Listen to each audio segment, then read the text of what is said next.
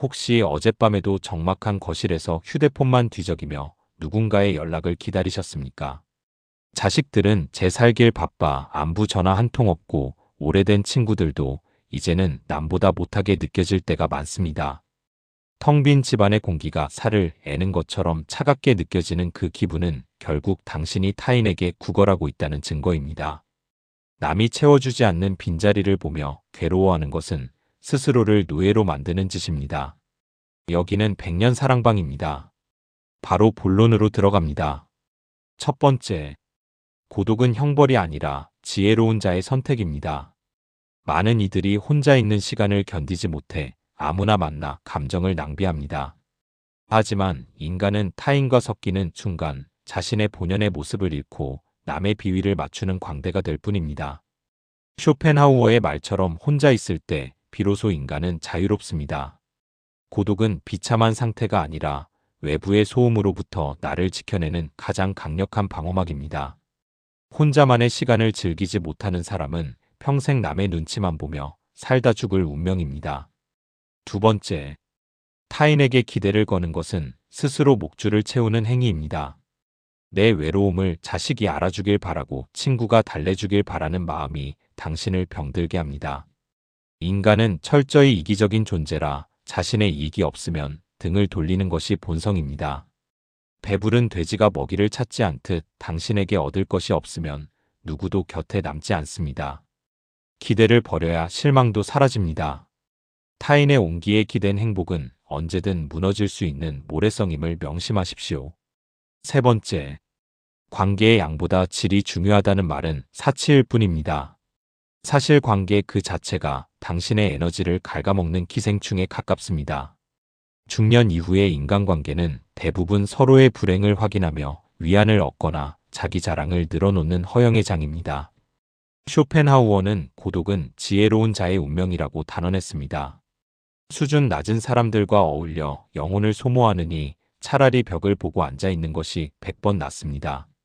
불필요한 인연을 정리하고 당신 자신과 대화하는 시간을 늘리십시오. 네 번째, 자식의 빈자리를 슬퍼하는 건 소유욕의 찌꺼기입니다. 자식은 당신의 노후를 책임지는 보험 증서가 아니라 그저 잠시 머물다 가는 손님일 뿐입니다. 품 안의 자식이라는 말은 독립하는 순간 남이 된다는 뜻과 같습니다. 그들이 당신을 찾지 않는다고 서운해하는 것은 인간의 독립 본능을 부정하는 어리석음입니다. 이제 자식이라는 족쇄에서 벗어나십시오. 당신의 인생은 자식의 부속품이 아니라 오롯이 당신만의 것입니다. 다섯 번째, 남들의 시선에서 해방될 때 진정한 품격이 나옵니다. 혼자 밥을 먹거나 혼자 산책하는 것을 부끄러워하는 이들은 자아 확립이 안 된 미성숙한 존재들입니다. 타인의 눈에 비친 내 모습에 집착하는 순간 당신의 삶은 연극이 됩니다. 인간은 누구나 혼자 와서 혼자 가는 법입니다. 이 명백한 진리를 받아들이는 자만이 당당해질 수 있습니다. 군중 속에서 느끼는 허망한 소속감보다 고독 속에서 느끼는 충만함을 선택하십시오. 여섯 번째, 취미나 소일거리는 외로움을 달래는 도구가 아니라 자아를 실현하는 수단이어야 합니다. 단순히 시간을 때우기 위해 모임에 나가는 것은 영혼을 길바닥에 버리는 짓입니다. 혼자서 탐구하고 몰입할 수 있는 분야를 찾으십시오. 지적인 유희와 사색은 타인이 줄 수 없는 최상의 쾌락을 선사합니다. 쇼펜하우어는 정신적으로 풍요로운 사람은 고독 속에서도 큰 즐거움을 얻는다고 했습니다. 내면의 창고를 지혜로 채우면 외부의 결핍은 더 이상 문제가 되지 않습니다. 일곱 번째, 죽음 앞에 서면 결국 누구나 혼자라는 사실을 직시하십시오. 인생의 마지막 순간에 당신의 손을 잡아줄 사람이 있느냐 없느냐는 본질적인 문제가 아닙니다. 그 순간을 당당하게 마주할 내면의 힘이 있느냐가 핵심입니다. 평소에 고독을 연습하지 않은 사람은 죽음의 문턱에서 극심한 공포와 비참함을 느낍니다. 고독을 사랑하는 법을 배우는 것은 인생을 잘 마무리하기 위한 가장 고귀한 훈련입니다. 지금부터 혼자 서는 연습을 하십시오. 그것이 당신을 자유롭게 할 유일한 길입니다. 자, 이제 마음을 열고 더 깊은 지혜의 숲으로 들어가 보겠습니다. 이번에는 술자리에서 내 속사정 다 털어놓는 미련한 짓에 대해 깊이 파헤쳐 보겠습니다. 첫 번째, 당신의 솔직함은 타인에게 훌륭한 안주거리일 뿐입니다. 사람들은 남의 불행을 들으며 자신의 안위를 확인하는 잔인한 본성을 가지고 있습니다. 어젯밤 술 기운에 털어놓은 당신의 고백은 다음날 아침 타인의 입방아에 오르내리는 오락거리가 됩니다. 그라시안의 말처럼 자신의 바닥을 보이지 마십시오. 미천을 다 드러내는 순간 당신은 더 이상 존중받을 대상이 아니라 씹기 좋은 껌대기로 전락합니다. 두 번째, 약점을 공유하는 것은 적에게 칼자루를 쥐어주는 꼴입니다.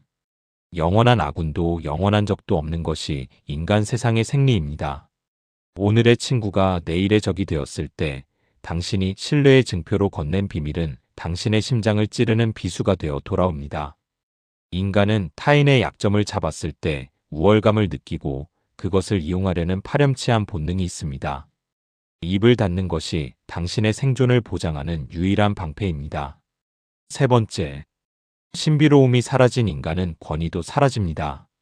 속이 훤히 들여다보이는 물은 깊이를 가늠할 필요가 없어 만만하게 보이기 마련입니다. 그라시아는 신비로움이 곧 권위가 된다고 통찰했습니다. 사람들이 당신에 대해 다 안다고 생각하는 순간 당신에 대한 경외심은 증발합니다. 적당한 거리감과 침묵을 유지하여 상대가 당신을 함부로 추측하지 못하게 만드십시오. 그것이 진정한 고수의 처세입니다. 네 번째, 과거사를 들먹이는 것은 현재의 나를 부정하는 짓입니다. 왕년에 어쨌다느니 혹은 과거에 이런 상처가 있다느니 하는 말들은 듣는 이에게 피로감만 줄 뿐입니다. 인간은 기본적으로 남의 사정에 관심이 없으며 오직 당신을 평가할 근거로만 삼습니다. 과거의 영광은 질투를 부르고 과거의 상처는 멸시를 부릅니다. 입을 굳게 다물고 오직 현재의 당당함으로만 승부하십시오. 다섯 번째, 감정의 배설을 소통이라고 착각하지 마십시오. 답답한 마음에 속마음을 털어놓고 나면 잠시 시원할지 모르나 그 대가는 혹독합니다. 당신의 감정 쓰레기통 역할을 해줄 성인은 이 세상에 존재하지 않습니다. 오히려 당신을 감정 조절 못하는 나약한 인간으로 낙인 찍을 뿐입니다. 고독한 자의 우월감은 자신의 감정을 스스로 다스리는 절제에서 나옵니다. 내면의 소라는 혼자 사귀는 것이 품격입니다. 여섯 번째, 술은 이성을 마비시키고 본능의 추악함을 드러내게 합니다. 술자리에서 호기를 부리며 비밀을 누설하는 것은 스스로를 짐승의 수준으로 격화시키는 행위입니다. 취중진담이라는 말은 무책임한 자들의 변명일 뿐입니다. 지혜로운 자는 취기가 오를수록 말수를 줄이고 자리를 뜨는 법을 압니다. 혀를 다스리지 못하는 자는 평생 인간관계의 구설수에서 벗어날 수 없습니다. 일곱 번째, 침묵은 세상에서 가장 비싼 언어입니다. 말을 아끼면 실언할 기회가 줄어들고 상대는 당신의 의중을 살피느라 긴장하게 됩니다. 그라시아는 지혜로운 자는 결코 자신의 전부를 드러내지 않는다고 경고했습니다. 5060에게 침묵은 단순히 말을 안 하는 것이 아니라 나를 지키는 가장 고도화된 전략입니다. 함부로 내뱉은 말이 화살이 되어 돌아오기 전에 입안에 지혜의 자물쇠를 채우십시오.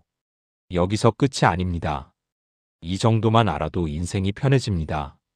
자, 숨 한번 고르시고 다음 단계로 넘어가겠습니다. 이번에는 며느리나 사위의 행동 하나하나에 서운해하며 밤잠 설치는 어리석음에 대해 깊이 파헤쳐 보겠습니다. 첫 번째, 타인의 행동을 내 뜻대로 바꾸려는 시도는 오만이자 착각입니다. 며느리나 사위는 당신의 소유물이 아니며 당신의 가치관을 주입해야 할 대상도 아닙니다.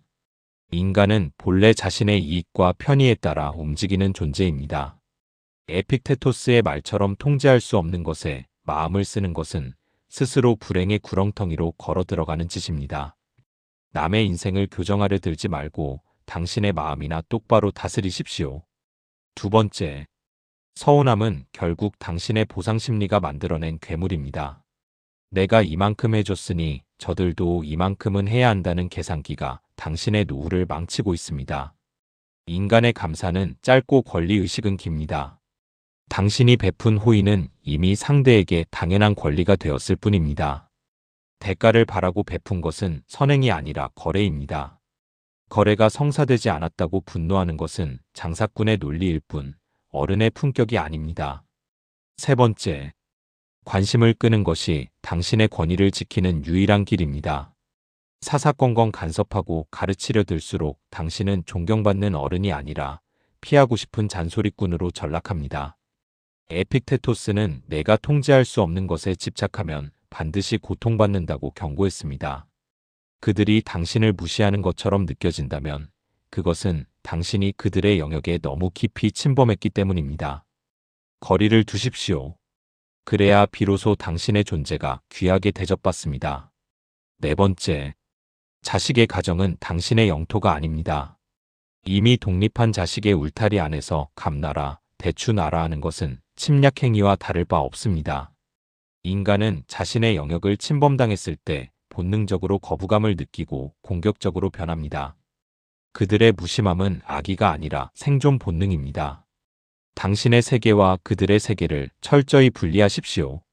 선을 넘는 순간 당신은 불청객이 될 뿐입니다. 다섯 번째, 기대를 버려야 진정한 평온이 찾아옵니다. 며느리가 살갑게 굴기를 바라고 사위가 대접해 주길 바라는 그 마음이 당신을 나약하게 만듭니다. 타인에게 행복의 열쇠를 맡긴 사람은 평생 그들의 처분만 기다리는 거짓 신세와 다를 게 없습니다. 에픽테토스의 가르침처럼 외부의 상황에 휘둘리지 않는 내면의 단단함을 기르십시오. 그들이 연락을 하든 말든 당신의 하루는 우아하고 고요해야 합니다. 여섯 번째, 무관심은 최고의 복수이자 자기 방어입니다. 당신을 무시하는 것 같아 화가 난다면 똑같이 무관심으로 응수하십시오. 화를 내고 서운해하는 것은 여전히 당신이 그들에게 매달리고 있다는 증거입니다. 당신의 인생에서 자식과 그 배우자의 비중을 줄이고 오직 당신 자신의 즐거움을 찾으십시오. 당신이 그들 없이도 충분히 행복해 보일 때 오히려 그들이 당신의 눈치를 보게 되는 법입니다. 일곱 번째, 늙어갈수록 움켜쥐어야 할 것은 자식의 마음이 아니라 당신의 자산과 건강입니다. 사람의 마음은 갈대와 같아 믿을 것이 못되지만 당신 주머니의 돈과 튼튼한 다리는 배신하지 않습니다. 에픽테토스는 본질적인 것에 집중하라고 했습니다. 부질없는 가족관계의 감정을 낭비할 시간에 운동 한 번 더 하고 책 한 줄 더 읽으십시오. 그것이 비참한 노후를 막는 가장 확실한 처세술입니다. 자, 이제 이 지혜들을 하나로 묶어 당신의 삶을 단단하게 고정할 시간입니다. 이 정도만 알아도 인생이 편해집니다. 이번에는 돈 빌려달라는 소리에 정 때문에 흔들리는 미련한 짓에 대해 깊이 파헤쳐 보겠습니다. 첫 번째, 돈을 빌려주는 행위는 관계의 종말을 선언하는 것과 같습니다. 돈이 오가는 순간 평등했던 친구 관계는 채권자와 채무자의 계급 관계로 변질됩니다. 빌려준 사람은 죄인처럼 눈치를 보고 빌린 사람은 상전처럼 당당해지는 것이 인간 세상의 기괴한 법칙입니다. 한비자의 말처럼 사람을 믿지 마십시오. 오직 이익만이 질서를 유지할 뿐입니다. 돈을 건네는 순간 당신은 돈도 잃고 사람도 잃는 비극의 주인공이 됩니다. 두 번째, 인간의 감사함은 주머니가 채워지는 순간 증발합니다. 급할 때는 간이라도 빼줄 것처럼 굴던 자들도 돈을 손에 넣으면 태도가 바뀝니다. 화장실 들어갈 때와 나올 때가 다른 것이 인간의 추악한 본성입니다. 한비자는 인간은 이익에 따라 움직이는 동물이라고 통찰했습니다. 당신의 선의를 이용해 제 배를 채우려는 자들에게 정을 베푸는 것은 굶주린 늑대에게 내 살점을 떼어주는 꼴입니다. 세 번째, 거절해서 멀어질 관계라면 애초에 쓰레기 같은 인연일 뿐입니다. 당신의 지갑을 탐내는 자들은 당신을 친구가 아니라 현금 인출기로 여기는 것입니다. 진정한 인연이라면 당신에게 무리한 요구를 해서 곤란하게 만들지 않습니다. 거절이 두려워 돈을 내어주는 것은 스스로를 호구로 낙인 찍는 행위입니다. 차갑게 거절하십시오. 그로 인해 떠나갈 인연이라면 차라리 빨리 끊어내는 것이 당신의 노후를 살리는 길입니다. 네 번째, 보증이나 대여는 당신의 노후를 파괴하는 자살행위입니다. 5060액의 남은 돈은 단순한 화폐가 아니라 당신의 생명줄이자 마지막 자존심입니다. 한비자는 법과 이익만이 세상을 다스린다고 했습니다. 감정에 치우쳐 계약서도 없이 돈을 건네는 것은 법을 무시하고 본능에 휘둘리는 짐승의 짓입니다. 내 노후 자금은 그 누구도 책임져 주지 않는다는 사실을 뼈에 새기십시오. 다섯 번째, 불쌍하다는 감정에 속지 마십시오. 상대의 눈물 섞인 하소연은 당신의 경계심을 무너뜨리기 위한 고도의 전략일 뿐입니다. 인간은 자신의 이익을 위해서라면 얼마든지 연기할 수 있는 간사한 존재입니다. 그가 처한 공경은 그의 선택이 만든 결과이지 당신이 치워야 할 오물이 아닙니다. 감정의 동요를 차단하고 냉철한 이성으로 지갑을 단속하십시오. 여섯 번째, 돈을 빌려줄 때는 돌려받지 못할 것을 각오하는 것이 아니라 아예 빌려주지 않는 것이 정답입니다. 못 받아도 상관없다는 식의 호기는 당신의 재산을 가벼이 여기는 오만입니다. 돈은 정직합니다. 당신이 아끼지 않는 돈은 타인도 아끼지 않습니다. 한비자의 가르침대로 이익의 관점에서 철저히 계산하십시오. 빌려준 돈을 받으러 다니며 구걸하는 비참한 꼴을 당하기 싫다면 처음부터 입을 굳게 다물어야 합니다.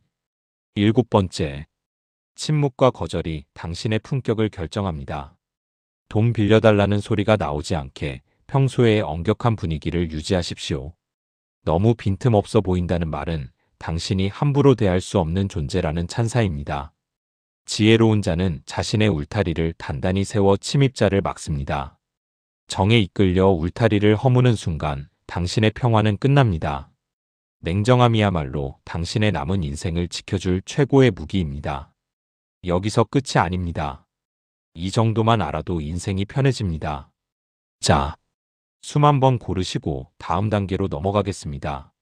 이번에는 나를 꼰대라고 무시하는 무식한 자들과 싸우지 않는 법에 대해 깊이 파헤쳐 보겠습니다. 첫 번째, 무례한 자의 도발에 반응하는 것은 당신의 가치를 그들의 수준으로 떨어뜨리는 짓입니다. 짖는 개를 향해 같이 짖는다고 해서 당신이 이기는 것이 아닙니다. 오히려 주변 사람들에게는 똑같은 짐승으로 보일 뿐입니다.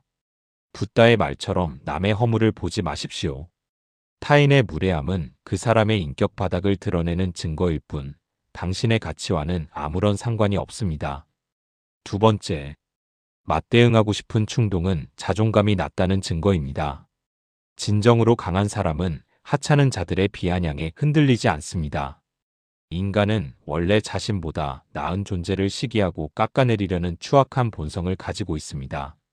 그들이 당신을 꼰대라고 부르는 것은 당신의 경륜을 감당할 수 없기 때문에 부리는 객기입니다. 그들의 비루한 인생에 당신의 귀한 감정을 낭비하지 마십시오. 세 번째, 침묵은 세상에서 가장 잔인한 복수입니다.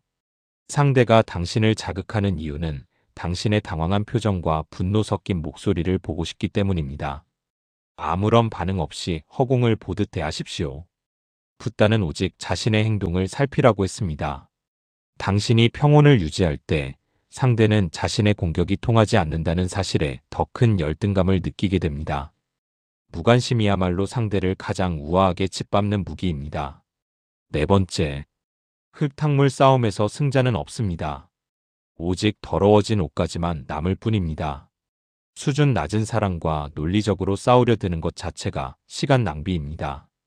무식한 자들은 논리가 아니라 감정으로 승부하며 결국 당신을 자신들의 저질스러운 영역으로 끌어들여 진흙탕 싸움을 유도합니다.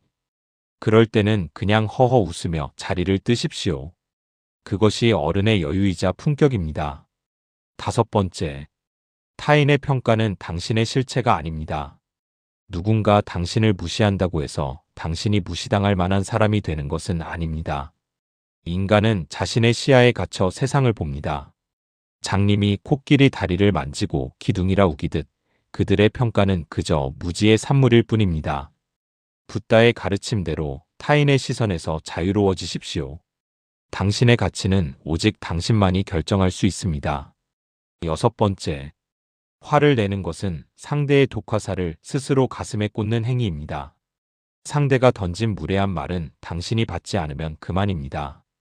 받지 않은 선물은 결국 준 사람에게 돌아가게 되어 있습니다. 화를 내며 맞대응하는 순간 당신은 그 독화살을 기꺼이 받아들여 자신의 몸을 상하게 하는 미련한 짓을 하는 것입니다. 마음의 평안을 지키는 것이 당신의 노후를 건강하게 유지하는 비결입니다. 7번째, 고결한 고독을 선택하십시오. 무례한 자들이 득실거리는 모임에 굳이 끼어 있을 이유가 없습니다. 당신을 존중하지 않는 집단에서 얻을 수 있는 것은 스트레스뿐입니다. 붓다는 지혜로운 자는 고독을 두려워하지 않는다고 했습니다. 수준 낮은 무리 속에서 상처받기보다 혼자만의 시간을 가지며 내면을 채우십시오.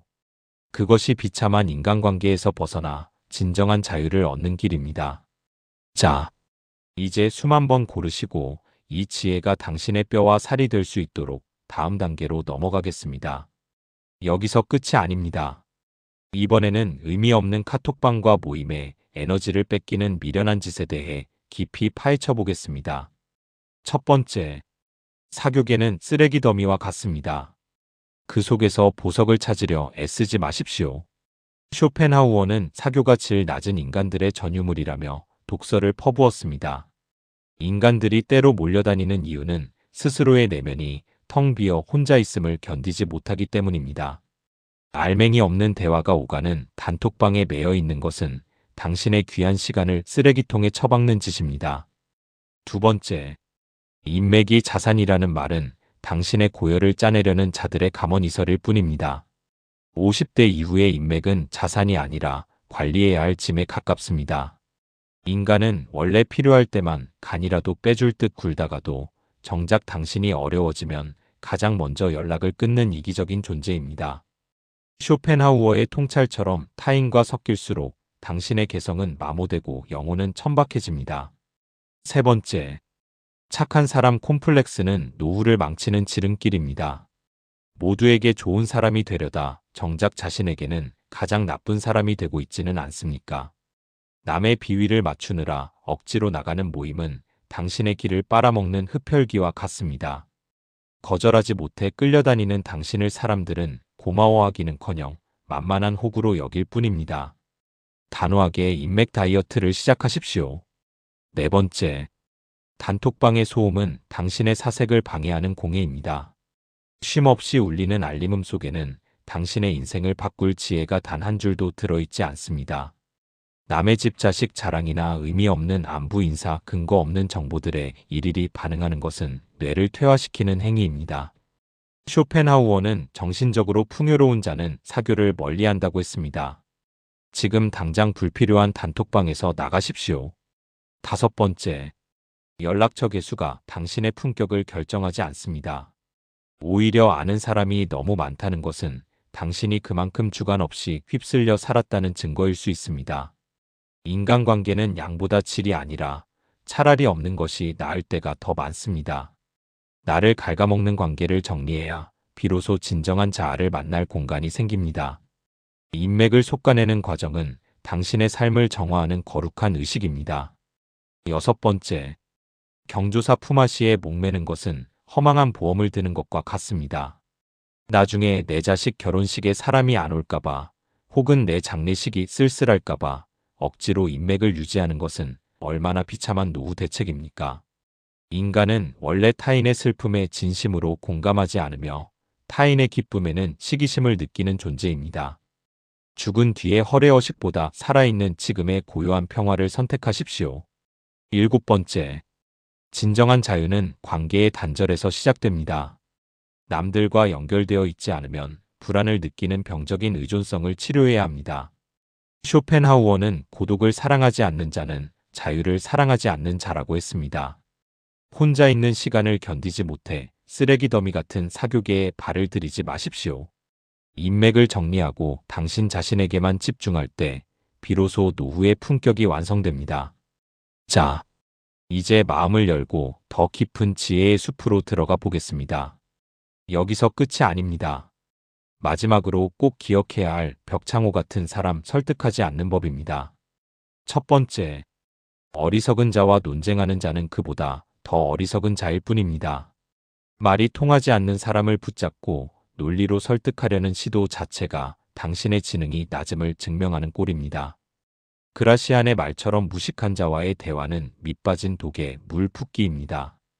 인간은 보고 싶은 것만 보고 믿고 싶은 것만 믿는 확증 편향의 노예입니다. 벽과 대화하며 진을 빼는 미련한 짓을 당장 멈추십시오. 두 번째, 상대를 가르치려 드는 오지랖이 당신의 혈압을 올리는 주범입니다. 타인의 무지를 깨우쳐 주겠다는 선의는 상대에게는 그저 건방진 훈수로 들릴 뿐입니다. 인간은 본능적으로 자신의 생각이 부정당할 때 공격성을 드러냅니다. 그라시아는 어리석은 자는 결코 자신의 어리석음을 인정하지 않는다고 간파했습니다. 그가 무식하게 살다 죽든 말든 당신이 상관할 바가 아닙니다. 세 번째, 져주는 것이 아니라 상종하지 않는 것이 진정한 승리입니다. 논쟁에서 이겨서 얻는 것이 무엇입니까? 찰나의 승리감 뒤에는 상대의 원한과 당신의 감정 소모만 남습니다. 인간은 감정의 동물이라 논리에서 밀리면 인신공격으로 대응하는 추악한 습성이 있습니다.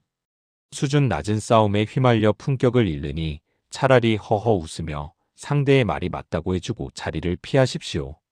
네 번째, 무식한 사람과의 논쟁은 당신의 건강을 갉아먹는 독약입니다. 뒷목이 당기고 가슴이 답답해지는 것은 당신의 몸이 그 사람을 거부하고 있다는 신호입니다. 에너지는 한정되어 있고 당신의 노후는 짧습니다. 귀한 생명력을 길바닥의 돌멩이 같은 인간들과 다투는데 허비하지 마십시오. 그라시안의 가르침대로 침묵으로 응수하고 당신의 평온을 사수하십시오. 다섯 번째, 설득은 지능이 비슷한 사람들 사이에서나 가능한 고도의 행위입니다. 지적 수준이 현저히 낮은 자에게 논리를 들이대는 것은 개에게 미적분을 가르치는 것과 같습니다. 인간의 뇌 구조는 쉽게 변하지 않으며 고집불통은 치유 불가능한 질병입니다. 말이 안 통한다는 사실을 깨닫는 순간 즉시 대화를 중단하십시오. 그것이 당신의 지적 우월함을 증명하는 길입니다. 여섯 번째, 온라인이나 오프라인의 모든 소모적인 논쟁에서 발을 빼십시오. 누군가 당신을 비난하거나 틀린 주장을 펼칠 때 일일이 바로잡으려 하지 마십시오. 타인의 오류를 지적해서 당신에게 돌아오는 이득은 단 하나도 없습니다. 그라시아는 지혜로운 자는 논쟁의 씨앗을 뿌리지 않는다고 했습니다. 세상의 모든 바보를 교화시키겠다는 망상을 버려야 당신의 밤이 평안해집니다. 일곱 번째, 무관심이 가장 고단수의 처세입니다. 상대가 무슨 헛소리를 하든 당신의 내면은 고요한 호수처럼 유지되어야 합니다. 아, 그렇군요. 당신 말이 맞습니다. 이 짧은 문장 하나면 모든 피곤한 상황을 종료시킬 수 있습니다. 영혼 없는 동의는 상대를 존중해서가 아니라 당신의 소중한 시간을 지키기 위한 방패입니다. 무식한 자들을 당신의 인생 밖으로 추방하고 오직 당신의 평안에만 집중하십시오. 오늘 들려드린 이야기들이 당신의 밤을 지켜주는 등불이 되기를 바랍니다. 백년 사랑방이었습니다. 편안한 밤 되십시오.